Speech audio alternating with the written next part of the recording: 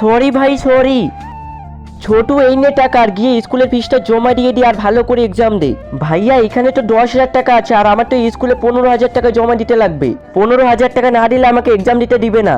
ঠিক আছে ছোটু, তুই এখানে বসে থাক, আমি এখনই 5,000 টাকা ব্যবস্থা করে নিয়ে আসছি। শুধুমাত্র 2,000 টাকা পেলাম, আর 3,000 টাকা আমি কোথা থেকে ব্যবস্থা করবো এখন? দেখ ভাই, আজকে অনেক বড় একটা হাত মেরেছি, তো 3,000 টাকা লাগতো না, এই নে 3,000 টাকা।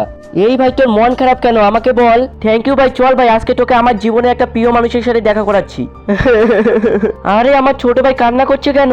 এই ছোট তুই কান্না করছিস কেন, তোর কি হয়েছে? ভাই এটাই আমার প্রিয় মানুষ, তোকে যার সাথে দেখা করাবো। এই নে ছোট, আমি 5,000 টাকা নিয়ে আসি, এটা নিয়ে তুই স্কুলে জমা দিয়ে এক্সাম দে।